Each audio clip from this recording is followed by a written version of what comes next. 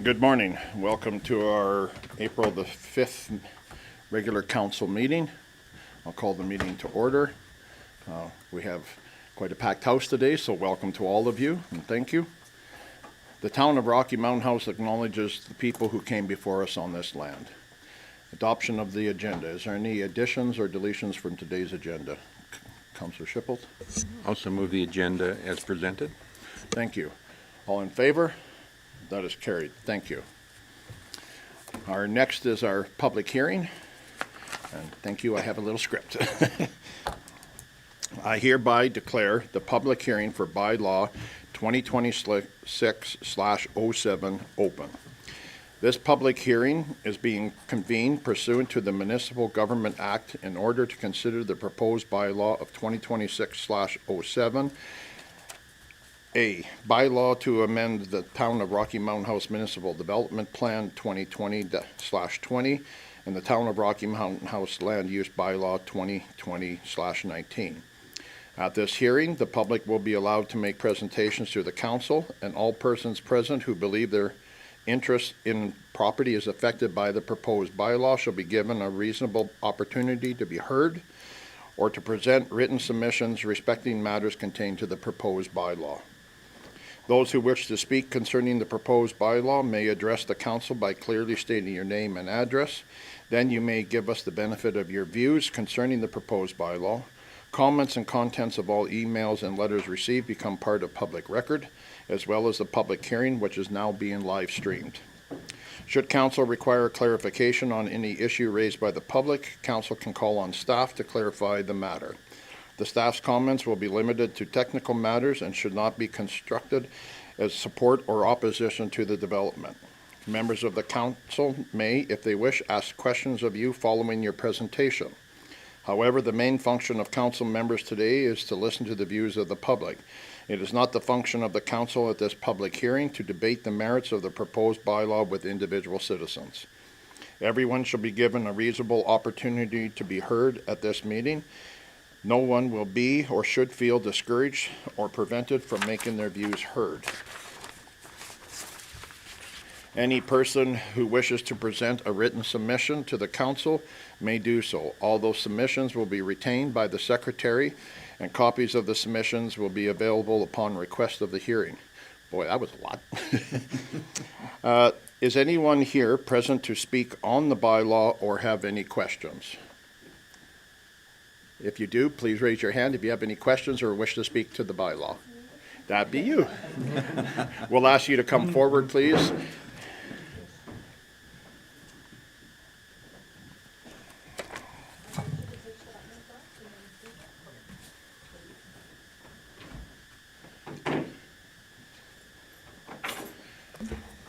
Good morning. Can everybody hear me? You bet. Excellent. Okay, so my name's April Larson. My address is 4707 63rd Street. So I've been a 13-year resident in the area of Old Town. I understand that there's going to be rezoning in the Quinn Fields. So that's going to be southeast 21-39-7 west of the 5th. So I guess a couple of my questions is I'm not against nor for it. So I'm kind of just here in a neutral aspect for questions. Are there going to be restrictions as to whether it's going to be a private development, so individuals that are building their own property, or are we going to have developers? Mr. Cross? It's really undetermined at this time, but I believe the concept is just to have 8 lots to be sold individually. Okay. Are they going to be lots that are smaller or larger? Like you can't spit at your neighbor and hit their house. There are on the larger side. Okay. In terms. They're not as large as the lots across the street, but larger than like the Laybon lots. Okay. Would you be able to provide a rough estimate on the lot size? This is rezoning, so I don't have that map in front of me. No, that's fine. I got the map if you allow me. There's Oh, yeah. 13 meters, Okay. the width, and the depth is 38.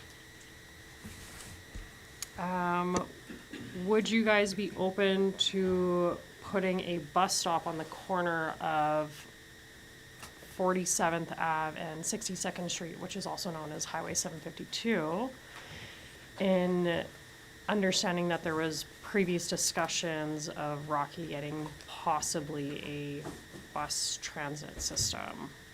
So it could be one of the first stops. Go ahead, Mr. I mean, that's the first I've ever heard of a bus service in Rocky. I know it was previous council that it was discussions. Okay, so it's not something I'm familiar with, but I would think that if that ever happened, we're going to be looking for bus stops at all kinds of places. So I wouldn't see why that proposal wouldn't, if that's a safe place to stop and put people on and off, that would make sense. But at this time, that's never been a discussion about a bus service here in town. Okay. So I guess my general question is, with the growing community of Rocky, should we be preventative and look at future type of development in that aspect of possibly having that? Because there's 2 school bus stops. There's one at the Creekside entrance, and then there's one at the Old Town entrance. Right. So would they be able just to merge and whether have a shelter for starting off as a school bus stop, or in that sense? I mean, anything's possible. We can look at everything, right? So I wouldn't say I would discourage that idea. I mean, it's a safe place to have children get on and off a bus is always a good plan. Is your proposal then to put it kind of in the middle between the two so that they all walk to that one? Essentially. Right at the edge of that zoning, there's a big chunk of trees Yes? that kind of has that entrance. So I guess a part of my question would also be, if you were to do that, would you put the entrance into that new subdivision development of those 8 lots? Would the entrance be off the highway there, and then we would put a bus stop there? Or would the entrance be into Old Town, creating a longer stretch of 63rd? Unfortunately, I can't answer that, Councillor Boniface. So you're talking school bus stop, not a public bus stop? It would almost be like a merge of the both. Okay, because we have no say over the school bus stops. No, or that's the fair. zero. So that Okay. would be school division Okay. type thing. Is there going to be a timeline as to when development has to start, or is it going to be based off of private sales? Again, Mr. Kraus, you may have. No, there is no timeline to be based off private sales. Okay. Sorry, I have a couple questions from my That's just neighbors. fine, that's what we're here So, for. are we going to prioritize entrance, I guess, off the highway, off of 62nd Street there, or from 63rd Street? So the proposed plan for that is 8 lots that'd be fronting onto 47th Avenue. Okay, so So there's no highway access. they're So facing 63rd Street then. Okay.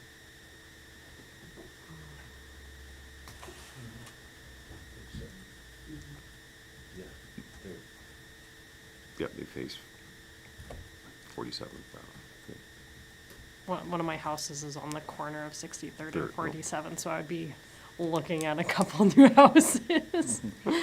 And then I guess my question is if we're developing in that area, would it not be unreasonable to have almost a community sign off of the highway? I did send Councillor Dale Schipple a few images, just as for reference. So when you go into other communities that have a new subdivision, they have a beautiful sign.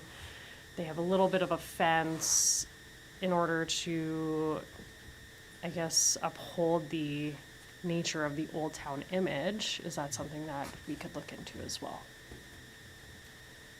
I'll let council answer that. Councillor Shippold. Thanks, Mayor Boniface. So thank you for coming. I appreciate that. So I just want to go back a couple questions. So the first one is on lot size when you asked that. So I just worked it out.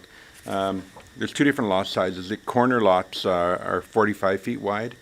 Normally in the north end of town, the lots are 50 feet. That's the old lot size. Laban is typically at 40. So the middle lots are all 42 and a half feet. So not the 50 wide lot, but the 42.5 wide. So are they massive lots? No, but they're reasonable sized lots, so. So the other question you have, and that had to do with the bus stop on there. One of the things we do is we send letters to all the areas, so the school division, Atco Gas, Power, you name it, everybody gets a letter saying, do you have anything to say about this subdivision in its development stages?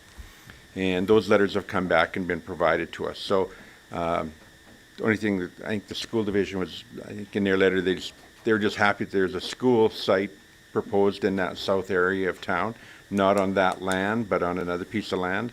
But short of that, they had no concerns, and they'd be the ones who should be concerned about student drop-off and pickup. So now that you've mentioned, I'm surprised that that wasn't in their letter, because if we're providing more density in that area, then likelihood of more children is going to happen with that. So to that point, I think point taken. And then your question in regards to labeling a subdivision in town, that's a new concept for Rocky Mountain. So we don't go into any areas in town that have signage saying Creekside, Old Town, Laybon, Le Surf, anything like that. The pictures you sent me are kind of unique because what they are is really identifying the areas of town. So it could be something that we look at. I apologize to my council colleagues. I did not forward that email off to them with the pictures on it, so they have no idea what we're talking about. So I will do that during the course of the day here. I'll send that to them with the pictures. So hopefully that answers some of those questions. A lot of the stuff, though, is really determined by the market. So when we put lots on there, we really can't control who buys them or what they. We can control what they do on them, but we can't control who buys them. So in this case, if they buy a lot, could they put a duplex on it or a townhouse situation or something like that? And the council of the day could decide, in fact, that that could happen. So the controls, I mean, are minimal. We've restructured our land use bylaw to give us more options in what we see happening within our community. And part and parcel of that is just the need for more residential properties. No, that's fair. And Sure. I'm not necessarily concerned about who buys it and what they put on it, more or less. I guess my question is this going to be like a fast cookie cutter piece, somebody just slaps it up? Or is this That going is to... not what I, Right?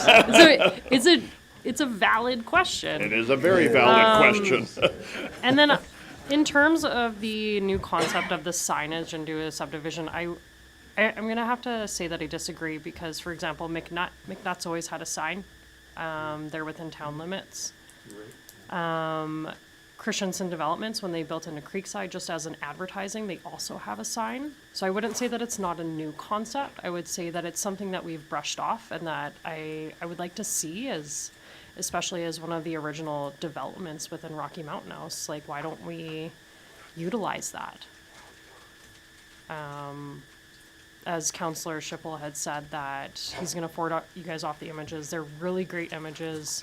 They really showcase, the older area of Rocky. Now, in terms, are we also going to put a sidewalk in that area? Because right now we have Chinese pavement in there. We don't even have real pavement. So, and I understand that we're still developing, so you don't want to put the real pavement in there to have to repave it every time there's a new build. So at what point are we going to get real pavement, and at that point, are we also going to have a sidewalk? Mr. Kraus, would you be at all able to answer that one? Because I don't know, actually. Currently, there is no plans to pave or put a sidewalk into Old Town. That would be a budget discussion of council if it is a request to be brought forward. Because if we're going to develop 8 houses and rezone it, we may as well rezone it for having a sidewalk in front of their houses right there instead of having everybody who has builds already and ripping up their ditch. What I'm looking at is preventative and not future destruction, essentially. I mean, it's certainly a good idea, I think, to have sidewalks where you're building, so. Yeah. I mean, we're all new into this, and I'll be honest and say, so it's a good idea, so it'll be something that can, as Mr. Kraus said, it'll be a budget item, so that we can direct administration to bring it forward when we discuss budget, and put it into that discussion. That would be the place for us to do it. Okay. Anything further? Nope, that's it. Oh, well, thank you very much. I appreciate your comments today, especially for the food for thought, appreciate that. Any questions at all from any council for our guest? No? Okay then, well then, thank you. Is there anyone else present today that's here to speak about the bylaw? I see no one. Any council, do you have any technical questions for administration? Oh, I'm sorry, now I need to ask administration to introduce the bylaw, which I kind of jumped ahead myself there. Thank you very much. Thank you, Your Worship, members of council.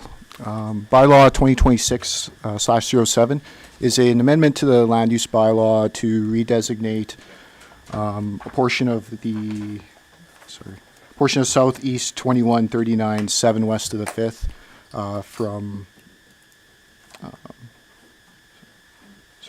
from future development to flexible residential, and then another portion from future development to public. With that too, the municipal development plan also is being amended to accommodate those redesignations. Thank you. Thank you. Have we received any correspondence or written submissions? Your Worship, we have. For the agencies, we did receive email comments from Wild Rose School Division. They didn't have any comments either in favor, in support, or against. They just had questions initially about the future school site location, which is not on the parcel itself, but kind of in the vicinity. Blue Mountain Power Co-op also indicated they had no concerns with the proposed bylaw. TC Energy indicated no concerns with the proposed bylaw. ATCO Pipelines indicated no concerns with the proposed bylaw. And Alberta Transportation also indicated they had no concerns with the land use bylaw.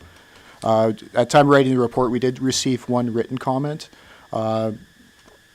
They neither for or against, but they had questions about the future use of, not the portion being designated in this bylaw, but the remaining portion of land. We did just have some discussions. We sent kind of the future plans, like the Southwest Area Structure Plan documents, just indicated that at this time there wasn't any plans, but that could change in the future. After writing the report, we did receive another written comment on Monday. They were in support of the bylaw. They did submit comments. They would like to see a parking area for the Canada Post mailbox in the area, and they would like to see some parking for the Quint Park, but they were in support of the bylaw. Thank you. Okay, thank you. Does council have any questions for administration? Then seeing none, I will ask for a motion to close the public hearing for bylaw 2026/07. Councilor Stalker, Thank you, Mayor Boniface. I'll make that motion. thank you. All in favor? And that is carried. Thank you very much.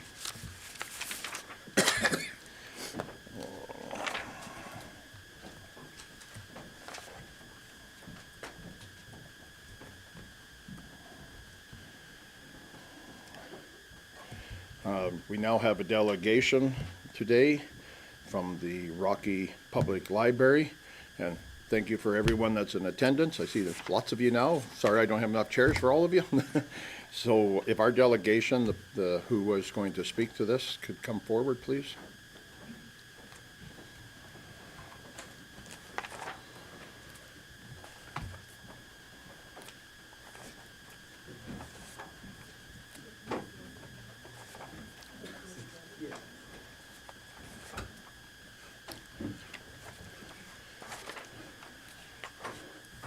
Good morning and welcome.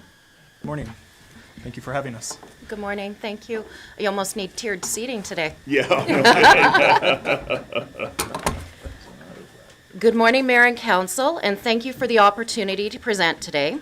My name is Lori Pratt, and I'm Chair of the Rocky Mountain House Public Library Board.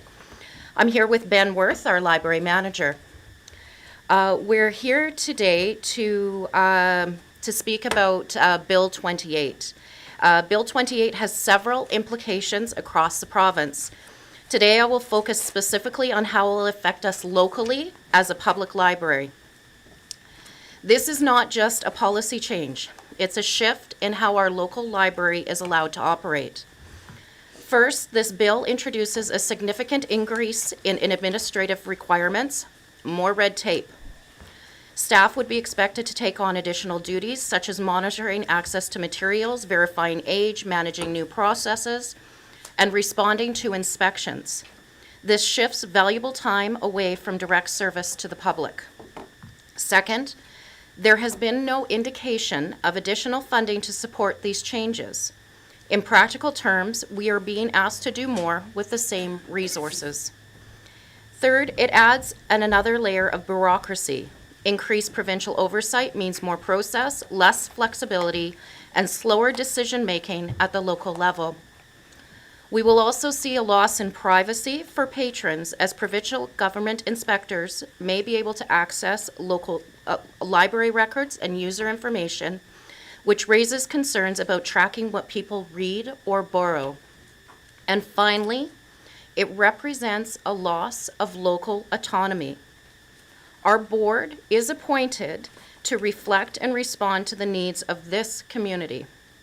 This bill shifts decision-making authority away from local governance and towards the province. For a rural community library like ours, the combination of increased red tape, added bureaucracy, no additional funding, and reduced local control creates real operational pressure. In simple terms, it adds workload, adds process, and adds costs, without adding resources while also limiting our ability to make local decisions. We are concerned about being asked to carry more responsibility with fewer tools and less authority to do it effectively. Locally, we already have strong policies in place to address material selection and respond to patron concerns in a thoughtful and community-based way. Our request today is that Council consider lending your support by submitting a letter of advocacy to the provincial government. A template can be provided for your consideration. And thank you. I will pass it over to our library manager, Ben Worth, for any additional comments, and we're happy to answer any questions. Yeah, I would just say, Lori's introduction covers our concerns really well. We're available to respond to any questions you may have. I think it's important to dispel some of the information that's going around about exclusively protecting children from access to pornography. Our public library, other public libraries throughout Alberta do not provide access to pornography, while the messaging has been really focused on concerns around libraries carrying some materials that may have visual depictions of nudity or sexual acts. Our library clearly delineates materials as appropriate for different age groups and sectors. And we are responsive to community concerns. So absolutely, if people have felt that the library contains materials that they have disagreements with, or there aren't materials in the library that they would like to see, we are always open to receiving that feedback and addressing those comments or concerns in a thoughtful manner as Lori addressed. That's all part of our robust selection policies and material challenging policies, which are in place, which libraries across Alberta address regularly. In the 10 years I've been manager at our public library, I've had, I believe, 3 conversations with community members about concerns over materials. None of those conversations escalated to a formal board review of said materials, but it's something we're always agreeable to having those conversations. I believe within the province in the last 10 years, there have been 80 reported formal material challenges So again, this is something that public libraries already address through their local governance, and yeah, there's concerns for how that process would change away from community control with this changed legislation. Excuse me. Thank you. Any questions from fellow councilors? Councilor Shippold. Thank you, Mayor Boniface. Do we know where Bill 28 is at in process? Is it just for review presently? It's been in, I think it was brought to the legislature a week ago Tuesday, but I'm not sure where it's at in process. I would have to check, I think it was the first reading along, but I would have to verify that. I think it's had a second reading, but yeah, I would need to confirm that as well. Okay, thank you. So to that, in our package was the Alberta Muni's presentation of all the impacts of Bill 28, including libraries. The library one is very minimal compared to what was in there for code of conduct and everything else that's included in Bill 28. I guess where I'm at is I really would like to read the legislation or see what they're proposing versus just the thumbnail view before I make a decision. I want to make an informed decision because I'm not sure if this involves all libraries, school libraries, public libraries, and I'm not sure how the criteria falls under libraries. Like, I'm just not knowledgeable enough about libraries in total. And so I guess where I'm at is before I make a decision, I wouldn't mind just reading the legislation to see what it says and what they're trying to accomplish. I hear totally where you guys are at and what you're saying. I just want to be clear on the legislation to make sure, and maybe even get input as to why the government's implementing this stuff, what's their rationale behind it. So that may be a further discussion with our minister to see what's going on, because it makes no sense to put some of this stuff in place if it's already in place. Now, we have the luxury of having a small library in our community that's well managed.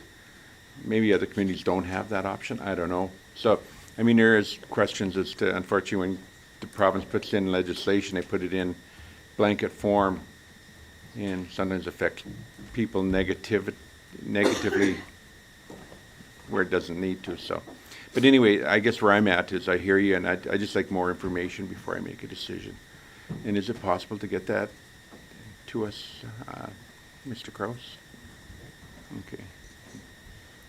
I'm not sure where the rest of my council colleagues are at, but that's where I'm at. Councilor Stalker. Thank you, Mayor Boniface. Thanks for coming for this. And Ben, I had some questions about the policies that are applying and the separation of their current material. So there's material that isn't appropriate for whatever age limit. Sure. How is that separated right now within our school or within our library? So within the public library right now, just different sections of the library are, labeled and just sorted through different areas. I mean, we're working within the constraints of the floor plan of the facility. So generally, when you come in, immediately to the left, there's our children's area with, all those elementary school age materials. Further on, there's adult fiction, followed by the nonfiction area, movies, Blu-rays, DVDs, and then towards the back left is a small collection of YA fiction, and then there's graphic novels along next to the nonfiction area along the back wall. So, those areas are all labeled. The materials themselves all have spine labels that, identify them as, adult fiction, nonfiction, YA, adult, children's. Okay. Yeah. So then the policies that are associated with how this is happening, are those just local policies? Is that through the greater library board, or how are those policies developed? Is that locally, or is that using? So the policies that our public library operates under are developed and overseen by our library board. So of course there's communication, there's between libraries, there's communication with Parkland if there's, significant changes that may impact how libraries operate. They can provide guidance for best practices and professional standards for how we develop policies. But yeah, I mean, also part of how, each library is governing their own policies, it's in response to their own community's needs. So, over the years, as we've seen, new questions or issues arise, we're like, oh, we need to revise or develop policy to make sure we're addressing that issue consistently going forward. And we do have a policy committee that, Okay, that meets, there's- yes. I and wondered how it. Yeah, got so here. that's how it all ties. So, Thank you. if either a board member or our library manager sees a need in adjusting, we bring that forward. We typically talk policy every meeting, so, or, and just, even if it's small tweaks, just adjustments to naming, legislation change names, or with just anything, as Ben says, as a response into what's happening within our community in real time.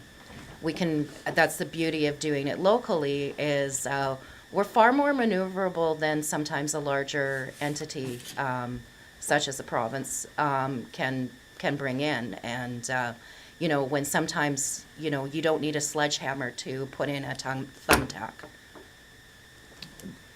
If I Go may. ahead. Thank you. I did just have one single more question about the financial impacts. So if I'm visualizing this correctly, because I haven't been in a library for a while, there is an area where adult material is separated already? Like, I'm just trying to, the redesign of the library to accommodate what is, and to Council Shipple's point, I'm not sure what's in the legislation that's gonna require, is that a separate room, or is it a separate location? And I'm trying to, understand how much a cost might be looking at. There's Yeah. ambiguity still. Yeah, there's still Yeah. quite a bit of ambiguity with the bill as to what the actual impacts that we would need to take on would be. So, in theory, there's several options. One would be, ensuring that whatever material the legislation deems as explicit and inappropriate for, making sure that children cannot access. It could be something that's within sightline and monitorable by staff at all times, and ensuring that still children don't go up and access that. It could be, ensuring said materials are cordoned off in a way that they can't be accessed by the public without requesting it from staff. So, that would require some structural changes to how our library is laid out. And then, with either of those options, it requires reallocating staff time to that, which of course, without additional funds, takes away from the other things we're doing, like providing community programs, information request to community members. Thank you for that. Thank you. Councillor Boniface. Thank you so much for your presentation. I think the main point that I'm getting out of it is that we want our community to have control over this, not the provincial government. Like, the standards of our community and what we would like to have, and have control of that. As a parent, that I want to have control over what my children see and that sort of thing, so. Thank you. Any other questions or comments? Councillor Musker.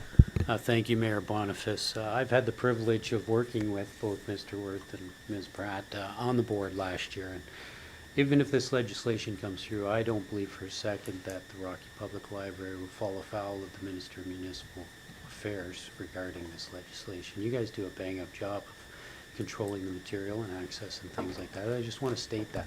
So I don't know how this is going to turn out at the provincial level, but not all libraries are governed as well and managed as well as ours. And I think that's why the province has decided to step in on this. We'll see where it goes. Thank you. Thank you. Any other comments? When the freedom of thought is restricted, it's the first brick in the wall to curtail personal knowledge and choice and freedom. And I I agree with what you're doing here. But this is one voice in this group. So I thank you very much for your presentation today. I'm really happy that so many of you came to support this. This is important. This affects all of us. Go ahead. If I may, Mayor, just in response to Councillor Chabolt's comments, it is a wide-reaching bill, and yes, we're just coming on presenting on behalf of libraries, but it might behoove council to, even if there's certain parts of what we've brought forward that you may not agree with or what have you, to ask for a bit of a pause and maybe a slowdown of this bill going through completely, because there is a lot of implications across the province, especially with municipal government, and what that's going to look like, and maybe slowing that down, allowing for some actual digging in for councils, and just a slowdown in general of passing this bill through, because as Ben said, it's at second reading, and that's it's moving. So, and I know sometimes provincial government does not move very fast. However, when they want something done, they will move quickly. So, and yeah, so just a thought. Okay, well, thank you very much. Okay. Now, any further questions? Do you have anything further? I would just add that really foundational to the implication of this bill is that we want to be able to continue to support our community's access to information and their intellectual freedom for, allowing people in our community, as you're, saying, to make decisions for themselves about what kind of materials they want to access, what materials they think are appropriate for their family, for their children, and to let families reach those conclusions on their own without it being forced by, the lowest standard of what some other body dictates they can have access to.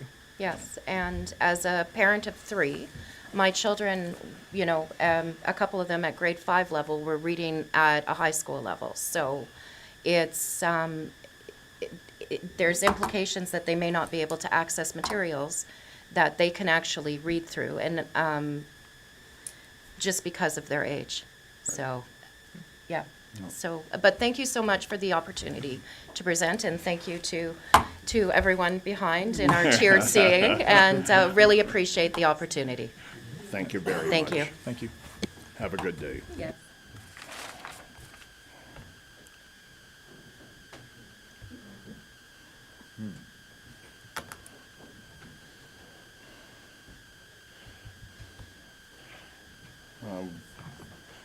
While our delegations and visitors are moving out, could 6.1 is the adoption of previous council meeting minutes.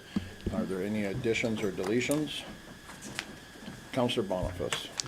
I'd like to make the motion that we accept the council meeting minutes as proposed. Thank you.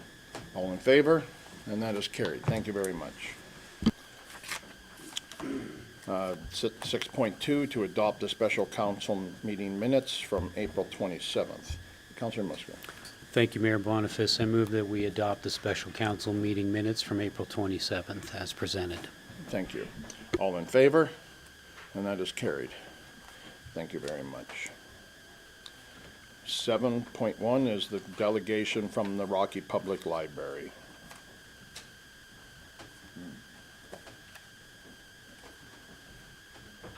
Any comments?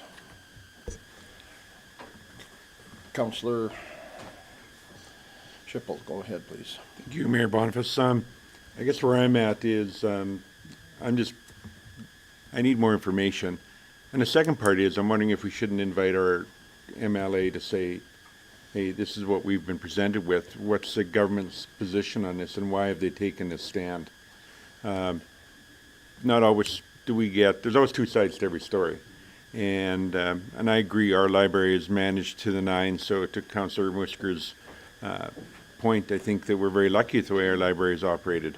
Maybe other communities aren't so lucky, and so this is what's prompted this legislation to come into play. I have no idea. So And so I think in this case, we get further information, and I agree that time is of the essence on this, because it looks like, well, they should be going, the legislature should be going to spring break, I'm assuming fairly quickly here. So, but even with that, we should be following up. So I guess what I'm looking for, let me be clear, is just a copy of the legislation relative to the libraries and what they're doing there. And then secondly is the invitation to our minister to come and talk to us about it as to why they're doing what they're doing. And let him know where we stand on it. And he can deliver the message as well as we can, at that point, possibly write a letter. Sure. Counselor Boniface. I like their idea of at least slowing it down, because like this could go through, it with spring coming up, like it could go through pretty quick and it would be done. So maybe the request to slow it down a little bit so that we have time to get this information wouldn't hurt. There's lots of strong language being used in regards to Bill 28. I, for one, would be curious just to even walk through that library and see firsthand what we're deeming and what we're deciding for people. I would welcome any counselor in this room to do the same. Unfortunately, I don't know how much effect we can make with provincial government, but it's going to be a far reach. The thought of censoring what people can and cannot do in a reasonable society, and I emphasize that phrase, in a reasonable society, right? There's more damaging material in this telephone supplied to me by the town than I think my friend Ben would ever put on a desk of any child. So I would recommend anybody in this room take a look at what this is really about, and if it means getting that answer from Mr. Nixon, I think it's well worth our time. Oh, come on. Counselor Boniface. Bill 28 has a lot more in it than just the library stuff. It's a huge bill, and it's like they've slammed a whole bunch of stuff that they want to slide under our radars or something. It's a huge bill, and it will affect a lot of people's lives. Counselor Shipple. Thank you, Mayor Boniface. You're right, there's a lot of stuff in that bill, and it'll affect council as well. The new code of conduct is involved in that as well. So, and I think legislation changes just because it's introduced in. That couldn't still be a change. And if everybody is out there saying, hey, we don't like what this is doing in whatever area of that bill that they don't like, they may change the legislation even while we speak. But to Councillor Boniface's point, maybe what we should be doing is sending a letter saying, hey, give us time to have a look at this. We're getting feedback in our community. We want more time. I think that at minimum is what we should do at this point. So send a letter off. Do you know what government department, what municipal affairs? Dan Williams presented so then we'd send a letter off to municipal affairs, to Minister Williams, and ask him for time. Counselor Stalker. Thank you, Mayor Boniface. Exactly what I was going to say. We need to buy time. I just see the bill was introduced on 2nd April. It doesn't say whether it was in second reading here. I think if we do that and ask our MLA Nixon to come and give us some insight in the interim, we can maybe get up to speed, because as I read through the package, and I really thank the library folks, I was trying to see what they were trying to get at, and it didn't make sense, because I knew that our library is tremendously well run and well managed, and the implications of the overall legislation that they're going to be changing it seems fairly substantial for something that I don't think we're experiencing in our community.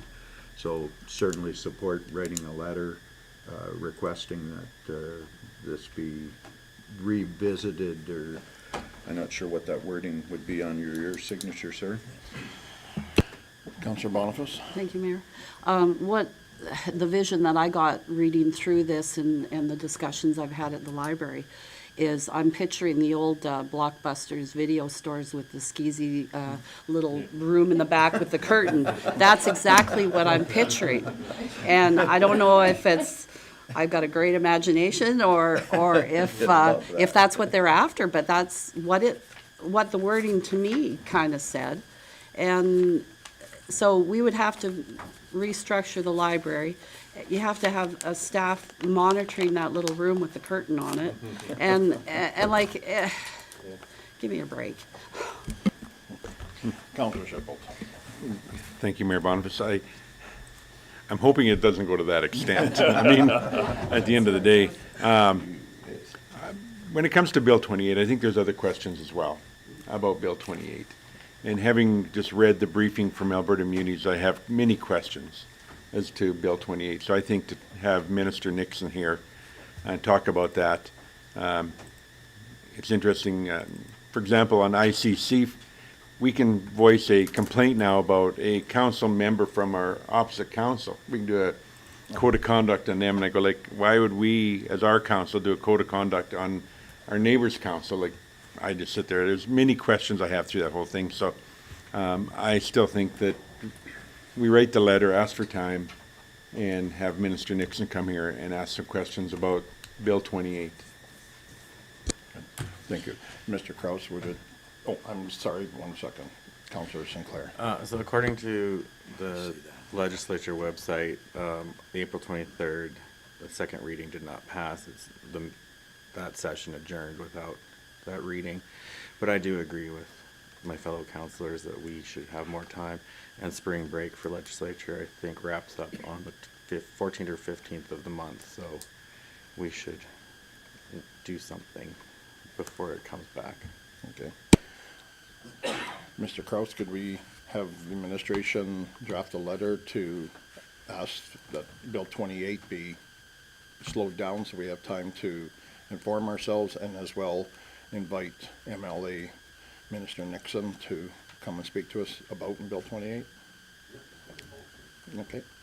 So would someone make that motion for me then, please? I'm making that motion Good. to have Mr. Nixon come and explain Bill 28 to me. Okay. Can you also add in about the letter, please? And can we draft a letter to slow down the progress of Bill 28 to municipal affairs? Okay. Councilor Musker. Thank you, Mayor Boniface. We are members of AB Munis, and AB Munis as an organization advocates to the provincial government regarding this kind of thing. I'm not in favor of sending this letter on behalf of council. I feel we should leave it up to AB Munis to do that, and so I will be voting against this motion. Okay. Okay, well, the motion is on the table. All in favor? All opposed? Thank you. It is carried. Thank you very much.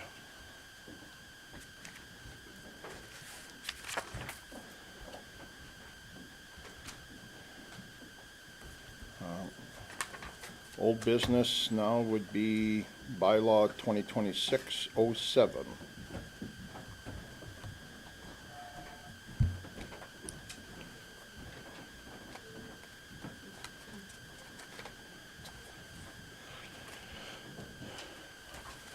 My apologies to you both that I got kind of mixed around there this morning with, I just read to the highlighted area and forgot to read the other, so I apologize.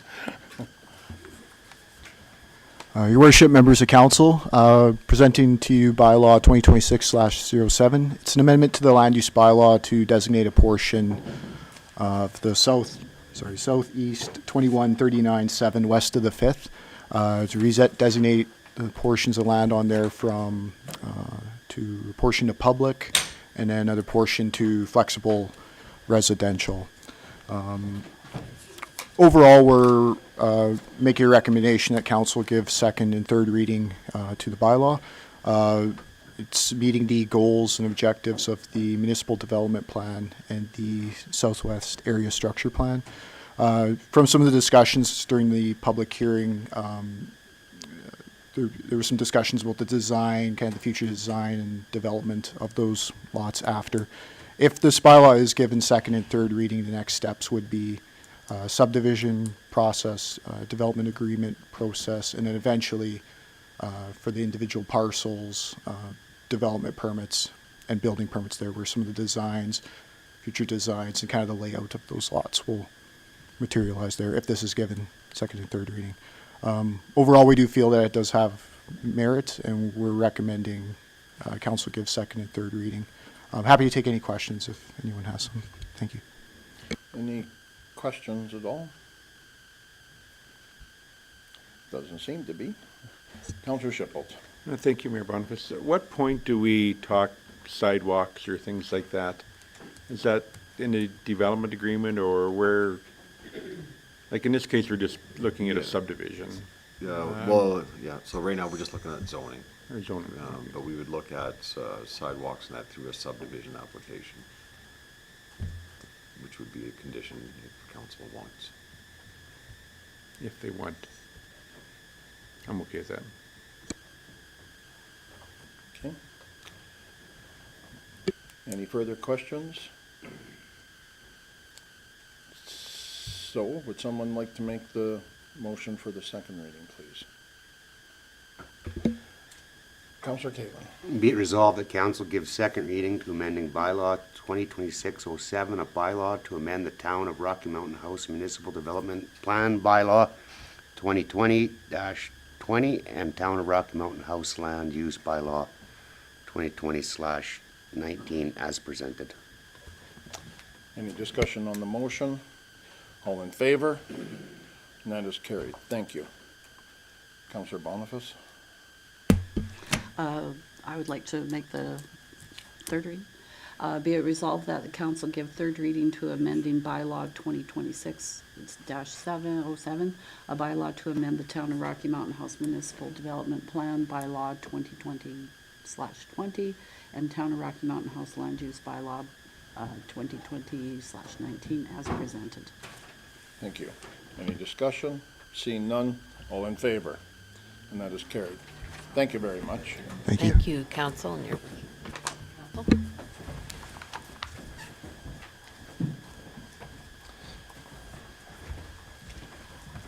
We have some new business today, which is the Riverview Outline Plan.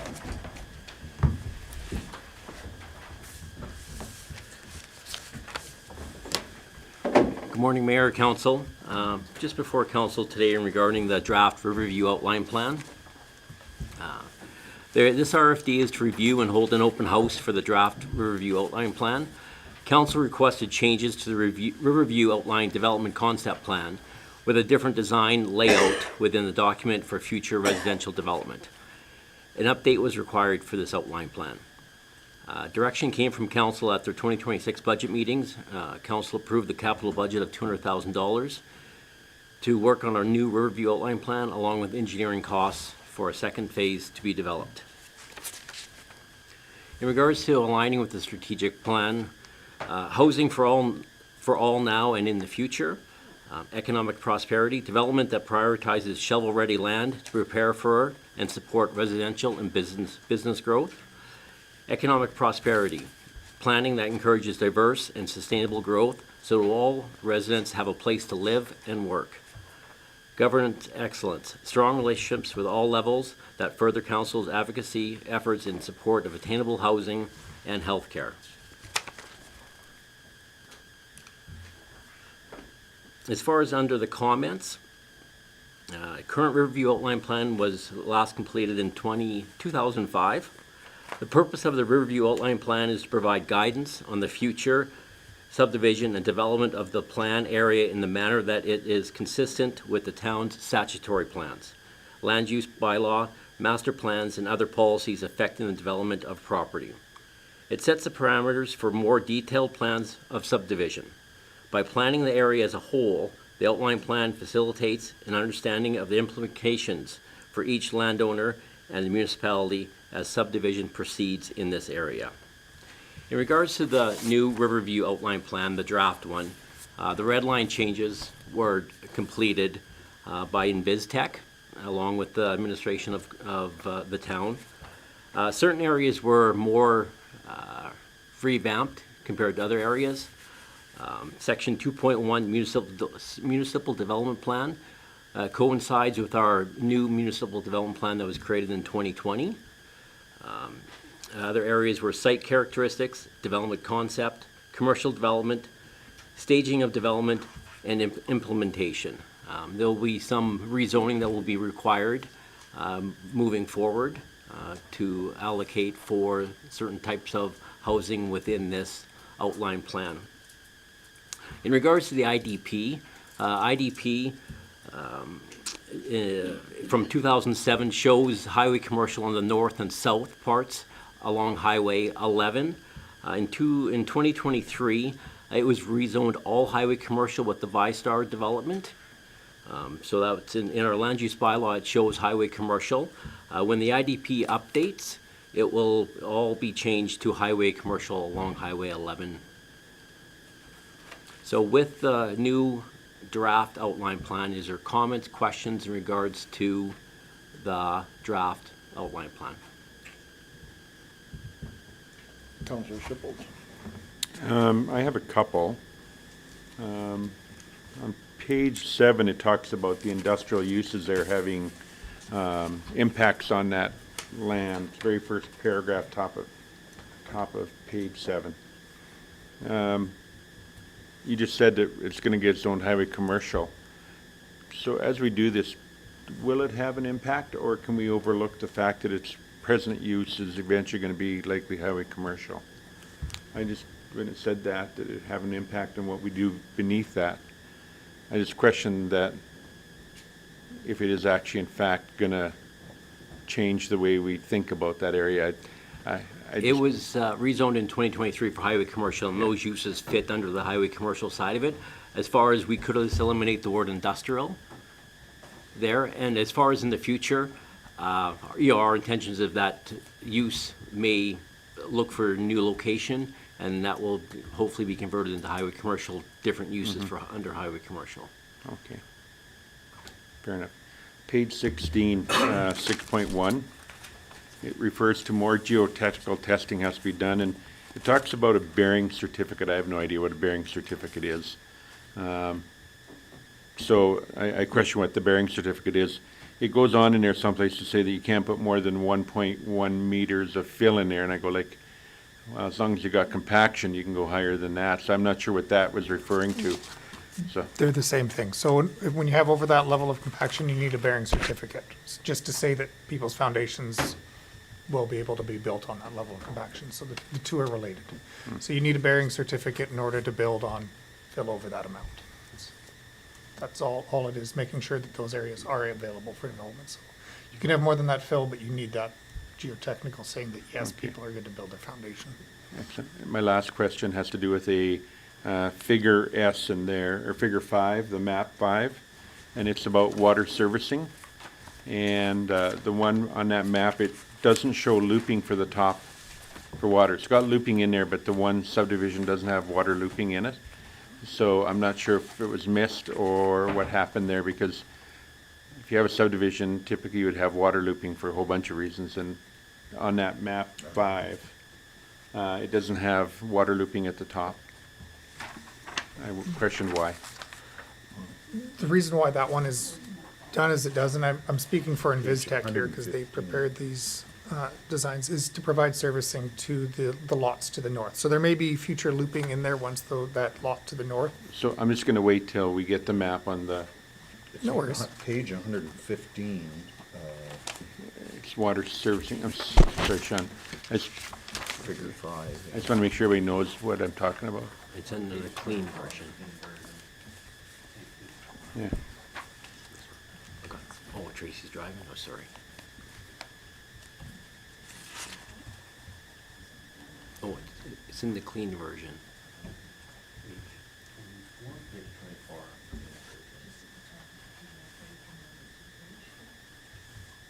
right near the back. Yeah, there it is. So it shows water looping on everything except that last area there.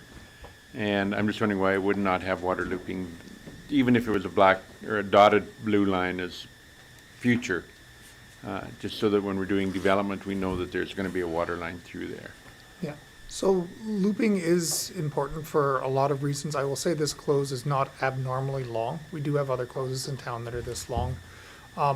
With the use, while it's being built out, we will have to perform flushing somewhat annually at the least until it's fully built out, because again, we need to see enough water circulating through there. And once there's a lot to the north, there will be enough water flowing through that line that becomes less of an issue. And at that time, it would be looped to whatever infrastructure is for that. But under this area structure plan, what's there doesn't include that area to the north yet. So we've included it in the others, but we haven't included in this one. I'm just thinking, just to ensure that we don't miss it down the road, that it, Operations is aware of this dead end, the long single line, yeah. And we'd be the ones responsible for flushing out of the hydrant at the end, so. I personally would feel more comfortable if there was even a dotted blue line saying that we're gonna get looping in there eventually. Everybody changes over time, and yes, administration's aware of it. In 15 years from now, there could be different people at every seat in this room. And so, who don't have that. So it's sooner make sure that we don't miss it, so. Yep. That's all I have. Thank you. Councillor Stalker. Thank you, Mayor Boniface. Certainly the document that was produced by the folks, I can't remember the company, sorry, InvizTech. InvizTech is fairly comprehensive, and as I went through the document, I kept going, okay, there's another price, there's another price tag, and nothing, this is the way they produced it, but I had a number of questions around that and for council as we go through. So they talked about on page 7, restricted covenants in relation to the lots being within 300 meters of the sewer lagoon. And in my mind, I'm going, that's going to put those lots at a cheaper price. And I don't know if that's, but they're gonna have to sign off on it when they're buying those lots. So I wondered if that indeed is gonna affect the price of that. And I'm just kind of stating some stuff that hit me about the document. I don't know if there's any questions specifically. There was a number of, I wondered on that map we just had up if all the right-of-ways that are in there are encompassed in that the one yellow, yes, that was the map, sorry. I wondered, you can see that the right-of-way that comes through there in yellow, is that encompassing all the different ones that were listed in this document? Like there was again on page 7, there was, there's a right-of-way plan, the natural gas system, and I'm just trying to, I didn't highlight them unfortunately. Are there other lines going through there that we have to worry about, or is that the only place that they're contained? That's the only oil and gas right Okay. away Yeah, for okay, this so one. then I got a few more here. So, I'm just looking at, I'm trying to get to a price here, whether this is feasible on a price sense, and as I went through, I highlighted those. There's a drilling program in relation to geotechnical and slope stability. I take it that didn't happen in this process, so we're going to have to pay for that moving forward. Is that? Okay, Mayor, if I could answer Councillor Stalker's question. Yeah. So previously, there was geotechnical done. This is just an update to the plan. So that geotechnical has been done, and we are doing more. Actually, it's ongoing now, I believe, for that. So that's part of the project that council approved today, or this year. Because concurrently with this outline plan, we are also engineering the water and sewer to obtain costing, which will come back in August for council's approval. you've covered a lot of my questions. Thank you very much.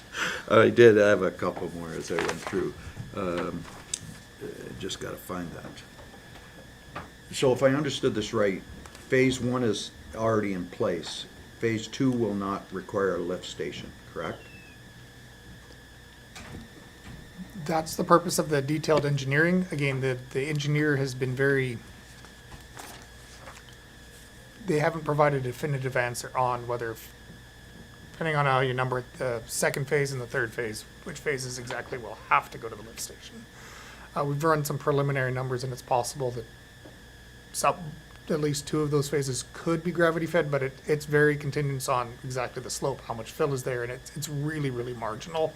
So they're really hesitant to say yet, and that's the purpose of the detailed engineering, which will relate to the costs that are coming out in the next report. So it's really difficult for me to say definitively one way or the other to council at this point. But Sean, this is a huge document.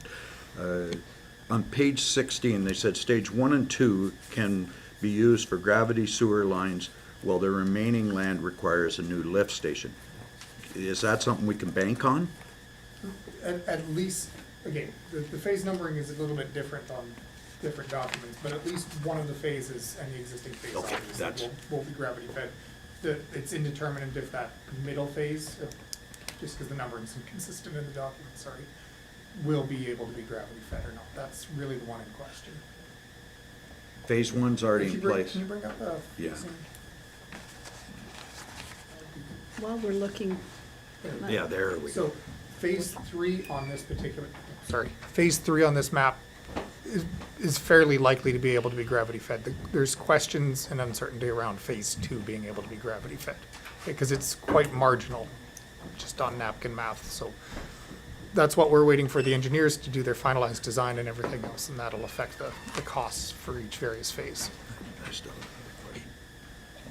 You're right, there's different numbering, and I just see that, because they're talking about stage 1 and stage 2.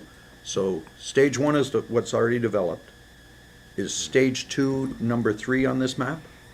On some of the version numbers, yes. That's why I wanted to bring it up, so we're all clear on which. Yeah, but at the bottom line, in this case, stage 3 can be gravity fed. Excellent, thank you. There we go, Sean, we're on the same page. I have all my questions. Councillor Boniface. just a quick question. When we're talking sewer lagoon, are you talking storm pond? Is that what you're talking about? covenant? Well, you keep saying storm pond you're saying sewer lagoon, and I'm looking on this and I don't see a sewer lagoon, I see storm pond. And to me, there's a huge difference between storm pond and sewer lagoon. So presently, the LeSurf Phase 1 that was built back in early 2010 or roughly, all those titles have a covenant regarding the 300 meters to the sewerage. So, and I don't think it affected the prices at the end of the day. All those lots sold, and I think the price that was being asked was being paid. So, this is a little farther away from the sewer lagoon, but also out of sight, out of mind compared to what's presently there. Okay, that's, And we also need to do some legal research off, the lagoons are no longer part of the active treatment process. Does they still count for that 300 meters and everything else? So I don't have a definitive legal answer for that, because that's it was also part a of this. simple question. This little storm pond that we're talking about, is that a sewer lagoon? No. Okay, well, and is this the sewer lagoon that you were talking about? No. Okay, so where is the sewer lagoon? It'd be to the east, Okay. You look over. across Yeah, on like the east side of the across highway. Yeah. Okay. I'm just, because there was no picture there. Okay. Go ahead, Councillor Soccer.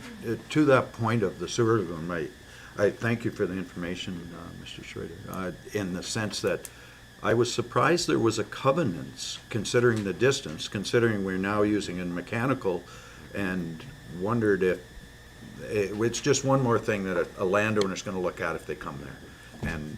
And we're going to, they're talked about a berm being built in there for noise against the highway, and I was exactly where you were. ones that are facing the sewer lagoon there have sold, and this is so much further away. I was surprised that there was a need for covenants, but regardless. Councillor Shippold. Thank you, Mayor Boniface. So first on the map that's up there, when I read the document, I was under the impression that the lift station had to be there for the balance of number 3, is what I got at reading that document, and that number 2 could be gravity fed. That's what I got of the document. So obviously, the numbers confuse me. So I just want to be, I just want to make sure I'm clear in my own head, because I'm not sure where the poop is going uphill or downhill here. Well, and I think some of the mix-up is because the original outline plan required a lift station for the whole area. Okay. But the original outline plan did not develop 60th Street either. It was actually turning some of that highway commercial into residential. So we revisited that, right, with council. And now we're gonna run water and sewer down 60th Street. So Okay. our preliminary calculations, or Sean's preliminary calculations, was we could probably do 2 and 3 without a lift station. And now that, we're just at the verification point of that with the engineers, with Okay. the survey and stuff. And that's our hope. Like, we know 4 will require a lift station, but we're basically hoping that will only be like a pump in a bucket type of lift station. Like, Okay. Right, not a $3 million Good. investment. I just didn't want to guarantee that to council, because again, running those grades in there, they do require doing a little bit of back building on 60th Street, back a couple manholes, using a slightly larger sewer line in order to get better grades and whatnot. And that assumes like there's not a whole lot of fill involved, so there's some assumptions built into my napkin math. It is possible, but again, I'm waiting for confirmation from the engineers before I definitively say to council, yes, we can do phase 2 without a lift station, just Okay. because my idealized calculations show that it's possible, doesn't mean it's necessarily practical, so I didn't want to say that, yes, council, we can absolutely phase 2 gravity fed yet, so. I'm holding him to it, but. Okay. And my fingers are crossed, because I hope it, I mean, I just wanted to be yeah. clear, so that's, Okay, second question is about the sewage lagoon, totally irrelevant, but the setback is at 300 meters with our new mechanical sewage No, lagoons? so setbacks are determined through the subdivision and development regulation. And we'll have to review that, but there is different setbacks depending on the type of treatment. Sewage lagoon has the largest setback, so we would have to look at what it would be for our new mechanical plant. And you can also apply for variances through Alberta Environment for those setbacks. We may not need that restricted covenant. Okay, Councillor Soccer. Sorry, Mayor Boniface. No, it's fine. It's going back to the letter, or this, on page 16, if we go to page 16, they talk about stage 1 and stage 2. On the top of page 16, under, you'll have to go to 8, so we'll have to scroll down to 8. And right there, it says, right near the top, it says stage 1 and stage 2. and that's why I wanted to bring up the phasing Okay. plan, because yes, Right. there is, So that's then where that if we go back to that inconsistency. map, Sean, you can really Yeah. help me here. Yeah, It- 'cause, yeah, this which- does not- If we can go back to the map we were on, because it's talking about stages there, Yes. which, where is that map? The- Which is stage 1 on that map? Stage 1 is consistent throughout With the one. document. It's 2 And and stage- 3 that swap places Okay, sometimes. so we're good, I understand now. And then we don't need a guarantee from you, but we do need a guarantee from these people because we paid good money to have them do the work, right? And they're saying that we can do that, the next development north of stage 1, which is the same in all the document. Thanks, Yes. Sean. Now I'm really up to speed. Is there any further JP. questions concerning this matter? Okay. So we require a motion, Mr. Kraus? Yeah, really the intent is to introduce this to council today and establish an open house to do some public consultation. Okay. Counselor Shipple. Oh, I was just gonna comment, sorry, I didn't address the last page here on my RFD in regards to, when we met with the real estate agency, they talked about a variety of different lots. And I think with this development on stage 2, it will meet those requirements that, the public is asking for in regards to a variety of different lots in this development. So I just wanted to bring that to your attention. And also, stage 3 will be a continuity from stage 1 along 71st with semi-detached dwelling zoning for that area. So just wanted to bring that to your attention. I didn't address that in my initial presentation. Thank you, sir. Any further questions? Counselor Shipple. Thank you, Mayor Boniface. If I can make the motion, let it be resolved, the council accepts the draft review outline plan as presented and holds an open house on Tuesday, May 26th, 2026 from 3:30 to 7:30 at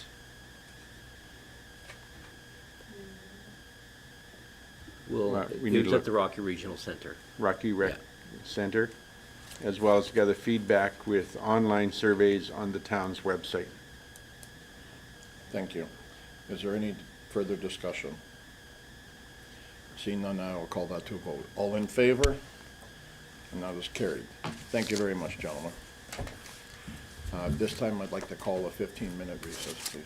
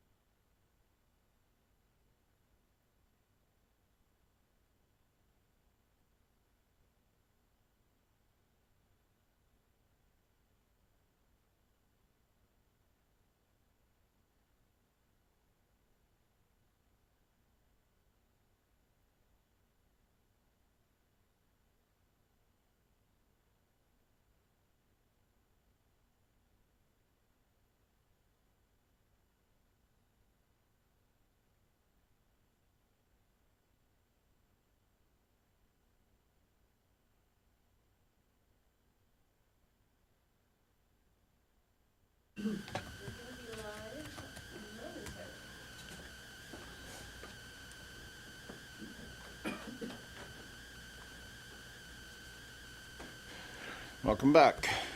Before we continue, I have the honor of reading something. The Long Service Recognition Awards program of the Canadian Association of Municipal Administrators is dedicated to honoring and celebrating the dedication of our members to public service and the municipal management, a cornerstone of priority for our association.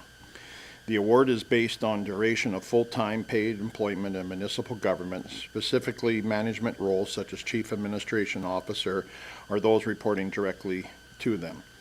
Recognition is granted at the 10-year mark and subsequently in every 5-year intervals. This year it is our privilege to acknowledge the commitment of your chief administration officer, Dean Kraus, for his remarkable 30 years of service in municipal government management roles. Dean's dedication to his role has undoubtedly contributed to the advancement of our municipality, and we are pleased to recognize his achievements. And I'd like to thank Dean, and he does a wonderful job for our community.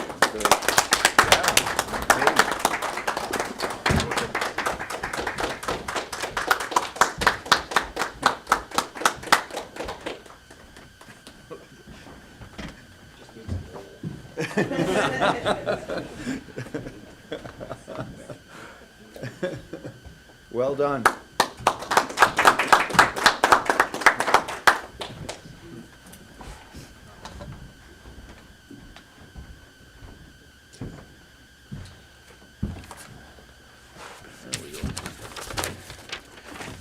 And next is the Summer Municipal Leaders Caucus.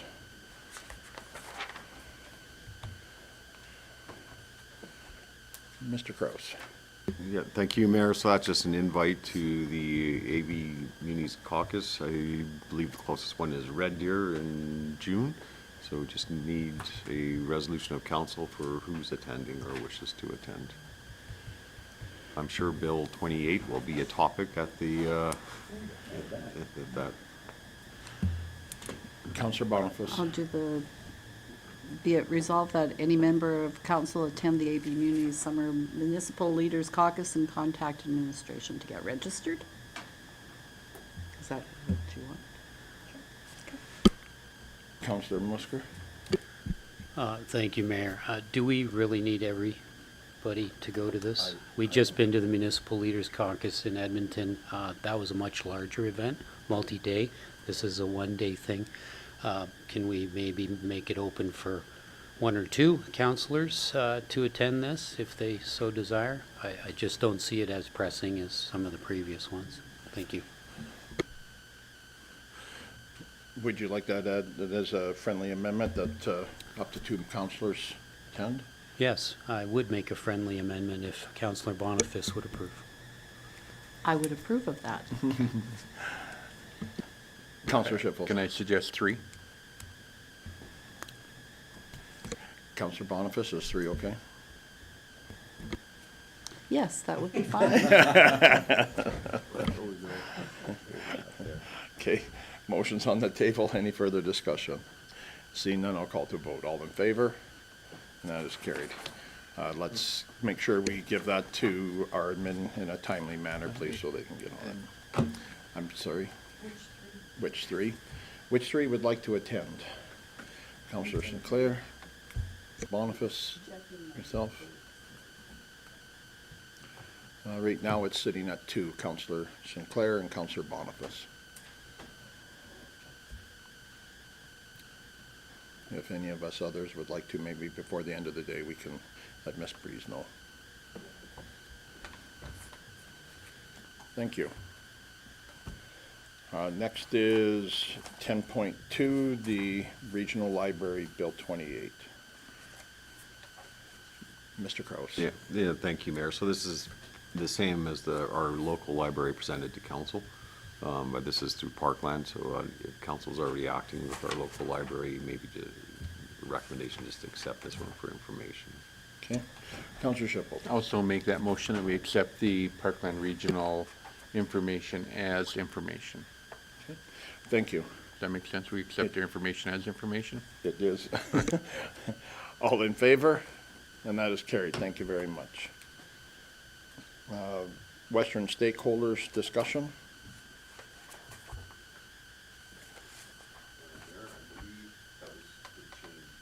That's correct. This was to remove myself from the Western Stakeholders Committee and appoint Councillor Musker in my stead. Any discussion on that? Then can I have a motion, please? Councillor Kayla. I'd like to make a motion that we remove your worship from Western Stakeholders Committee and place Mr. Musiker, Councillor Musiker, on that committee, please. Thank you. Any further discussion? See none. All in favor? And that is carried. And thank you very much for that. Next is correspondence for information. Is there any questions arising from these letters? Just to let you know, the grade 3 class also sent me drawings of what they thought the new sports facility should look like. And their ideas, and I have to admit, some of them are pretty darn good. So certainly not things that, yeah, and that letter just is very cool. So yeah, by all means, they're on my desk, and I'll make sure you all get to peruse them. They're wonderful, actually. Could I have a motion to accept for information purposes, please? Councillor Musgrove. Thank you, Mayor. I move that we accept agenda item 11.1 through 11.5, correspondence for information as presented for information. Thank you. Any discussion? Seeing none. All in favor? And that is carried. Next is our activity reports. First is mine. Is there any discussion? Councillor Shippold. I also make the motion, we accept the mayor's report as information. Thank you. All in favor? That is carried. Next is the council activity committee report. Do you have any questions for each other on your reports? Seeing none, I'll make the motion that we accept councilor activity and committee reports as presented for information purposes. Thank you. That is carried. Action list, Mr. Gross. Sorry. I'm sorry, Mr. Shippold. Thank you, Mayor Boniface. So I want to talk about the activity reports that we get, because I look at them and there's a varying amount of information that we give on those. And so I just want to have a discussion as to the activity report and what is the information we need, because putting less information is definitely less time consuming. And often I can spend an hour doing mine or an hour and a half going through that. I guess I just wonder if what the benchmark is that we're looking for, because previous councils was the same thing. They were all over the place. Some were long, some were short, and there was some feedback from previous councilors saying, well, you need to put the information in there. And a lot of the stuff is discussed now at our council level. So the question is the form appropriate, or do we just have to put down what we attended, period, and leave it at that? So someplace we should have a discussion as to where they're at. So I'm looking for, I guess, more unity or more consistency maybe in that. And I'm not sure if it's consistency in more information or consistency with less information. So I just throw that out there. Or do we just leave it status quo and whatever you choose as the council to put in there, you put in there? So I don't know. Councillor Musker, were you speaking to this? Yes, I was, if that's okay. Thank you, Mayor. I agree. My question is the value of the report, period. Who's looking at it? Who's it for? We do these reports and we get no feedback. We fire it through our agenda, accept it for information. So I'm just like, I'll admit, I don't put a ton of information on that for the reason I'm questioning the value of it, period. So maybe it's something to discuss at our next fall meeting. What's it called now? Service level? Priorities and Strategy Workshop. Yeah, that's what it's called now. Is that something we could talk about then? Councillor Boniface. I agree. Like, what I find with the form is that it's not really user-friendly for putting out a big paragraph or description, and it's quite time-consuming, so but I think it would be valuable, so maybe if we hear from residents that do read it, if there's some acknowledgement that they're even being looked at, would be handy for the amount of time that it takes to fill those out. Like, it looks like it would be easy and quick. I'm not finding that. Yeah. Counselor Shippold. I'm going to suggest that we just eliminate next month and see if we get feedback. I see Mr. Crow's laughing at us, so Mr. Crow. So, the intended purpose of council reports is the opportunity for council members to report back on the various committees to the rest of council, to keep council all informed of the committee meetings that you attend. That's the primary purpose of it. So unless you want to look at a different way of doing that, but that's the intended purpose of it. And it's in the procedural bylaw, so we just can't drop them off unless you want to change it. You tried. So, sorry. Counselor Shippold. If that's the purpose, and we don't put any information in there, then we may intend it for that purpose, but I mean, it's most certainly not for that purpose. And we're not getting any feedback that I'm getting anyway for anybody who sits on a committee and puts 0 on there. I go back to where Councillor Musker is. Does anybody actually read it, or are we just fooling ourselves and giving ourselves more work? I mean, this council is busy. I mean, and busier than my past councils. If I can remove something that is of no worth, then I'm prepared to go there. So I'm not sure I want to leave it till this fall, though. I think I'd like to have this discussion sooner than later. I need to be an amendment to our procedural bylaw. So the question is, back to my, if we missed it next month, to see if we got any feedback. Against our procedural bylaw, what do we need to do?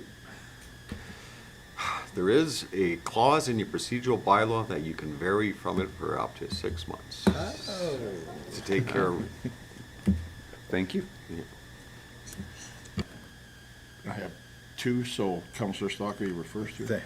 Thank you, Mayor Boniface. I'm in agreement that I think there's a lot more value for the public, the viewing public, or people that are sitting here, to have the discussion about CAPE, for example.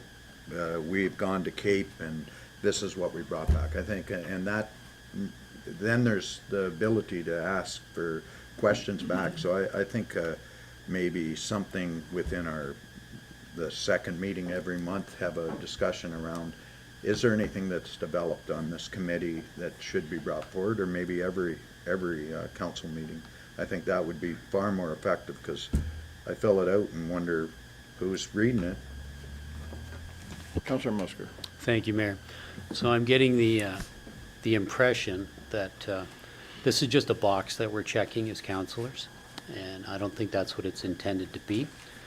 If there's a clause in the procedural bylaw that allows us to deviate for 6 months, that's going to put us into the fall, close to our strategy and priorities workshop. Do we just not submit for the next 6 months? Just throwing that out there. Counselor Boniface. I like the idea of the verbal ones, because I think we already kind of do that. We'll bring our information. So maybe if we do it in a more formal manner, rather than just bringing it up in council and say, this is what I brought from this committee, then it would be in the minutes of our meeting, and it would be on camera. So that might be a really good way. And I like the discussion idea too, so that it's really brought out. Counselor Shepard. So I know administration's on our cases sometimes because we don't submit. I think this would reduce another thing for administration to have to chase us down on. It's not on the agenda. So I guess my question is to Mr. Kraus.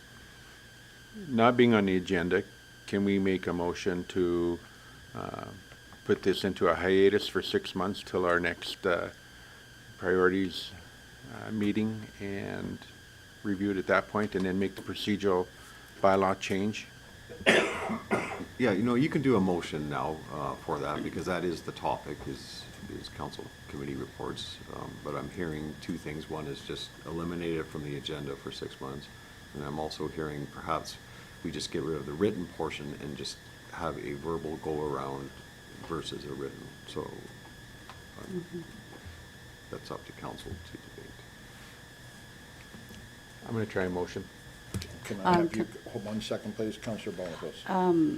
I think if we could have in our minutes for our meeting, just have a little section that says committee reports and do it at both of our regular council meetings, then whatever committees we attended in that 2 weeks, then it would be brought up, so it's not all on one thing. So then it would be a kind of a consistent thing to have the committee report on our agenda.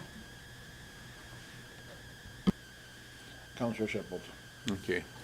So the motion I'd make would be to that we eliminate the written activity and committee reports of the mayor and council and revert to a verbal report, and the line remain on the agenda that any verbal report from any councillor could be had. Okay. Is that acceptable, Mr. Kraus? Just clarification, so the verbal report would go on both council meetings, or First, oh, because under the procedural bylaw, it's just the first meeting of the month right now. are you looking for a friendly amendment to my motion? I'm not, I'm looking for clarification, not amendment. Can I insert in there? Go ahead. I think the committee report, because like some of my committees are at the first of the month, and so it would maybe cut down the amount of time in a meeting that the committee reports are done. And if we do it at both of our meetings, Yep. then it would be closer to the time that the topics were discussed and be able to be presented in a timely manner to the rest of the council. I think we're pretty good at talking to each other and say, hey, what's your idea of this? I'm having this issue at council, at my committee. So having that as a public thing, I think that would be quite valuable. So I'm thinking just a little quick insert in each of our meetings. So we're not supposed to be having meetings outside of meetings, okay? So I think we need to bring it to a council level and make sure that we're having these discussions in front of the public. So I think, to Mr. Kraus's point, that we put it on every agenda for every meeting. If there's nothing, then there's nothing. If there's something, then there's something. So let's give it a shot and try to make some of this stuff more out there for the public. So I make that amendment to my motion. Yes, thank you. Is there any further discussion? And the motion is on the table. All in favor? And that is carried. Thank you very much. And thank you, Councillor. Next is our action list. Mr. Kraus. Yeah, thank you, Mayor. So just going through the open items, the first one is the water and sewer bylaw. Have reached out to the resident and have set up a meeting for June for that one. Architectural guidelines, I'll have to have Ms. Button provide an update on that. I've been away, so I'm not too sure where she's at with that one right now. It's underway but hasn't gone live yet. Okay, thank you. And regarding the MOUs, the other open one, we have presented that to the landowner, and we are actually just waiting for them to review it and come back to us. It's more on the land value than the MOU itself. So. Thank you. Is there any questions for administration concerning the action? May I get a motion to accept it, please? Councillor Catlin. Make a motion to accept the action list as information as presented. Thank you. All in favor? And that is carried. Thank you very much. Next is number 14, administration inquiries. I have one, please. The Country Cottage florist shop on Main Street there. They were inquiring whether it may be possible for the 3 parking stalls that are on the side of their business. I'm sorry, I can't remember the street number, but it's faces east-west. 51st, okay, thank you, 51st Street. Avenue. 51st Avenue. They were wondering if those parking spots there could be put down as a loading zone, say 15 to 30 minutes time. The reasoning for that is with all that is in that area now, the coffee shop down the road, the bakery, the dentist office, and the eyewear place, they're finding that people are parked there while they're in having their eyes checked or a dental appointment, and people that are stopping by to pick up flowers for funerals and those kind of things aren't able to park there. And so quite often their only place that's parking is either way up in front of the old PV Mart building or all the way to the brick parking lot. And it's getting difficult for them. And Sub Shop across the street is also having problems getting customers in due to the no parking there. So it was just a request if it was something that could be looked at. Thank you, Mayor. We'll look at it and we'll respond directly to the shop or correspond with them if that's okay with council. And Yeah. we'll, of course, come back to council with the result. So. Thank you very much. Any further? Councillor Schiffel. I just have one on the website design update, where we're at on the website. Are we ready to roll a new website soon, or what's the date we can anticipate a new I'll website? have Miss Butts I believe the last council meeting, we had the same inquiry from Councillor Sinclair, and I'm afraid the answer is the same, which is now that strat plan and AI policy are done, we are building the RFP to go out. So it got bumped from our aspirational April to May to release that RFP. The actual process to transfer to a new website is between 8 and 24 weeks. So it will be some time before we see a new website go live, even if we awarded the contract tomorrow. So for council's information, we will keep you in the loop. Thank you. Good catch. Didn't mean to get you too excited down there. Councillor Schiffel. I had a query about composting materials. So people who build flower beds and stuff, they're wondering if some of the cities have composting bins where we compost and they can just pick up composting materials. I'm not even sure if it's something we can do, can't do. We have a third party looking after our ecosystem, so I'm just not sure. They said we take all of our junk down there, all the green and grass, and dump it in there. And I know the material goes out to the landfill for cover. Is there any possibility of any of that coming back to the dump that we can give away for free? So we don't operate any composting operations. All of our organics go out to Strickland Farms. For us, I see Miss Button is going to jump in here because it's her area. But go ahead. It's tangentially my area, but Stickland Farms will not give us any compost. They use it all in their own operations. We have inquired that before, and as Mr. Kraus said, the town otherwise does not operate any compost facility. I mean, if council We can't wanted- even buy any back from Stickland. They're like, no, this is ours now. They use it in their operation, their field.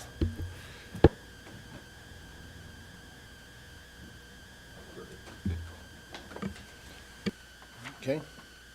No more administrative inquiries? Notices of motion?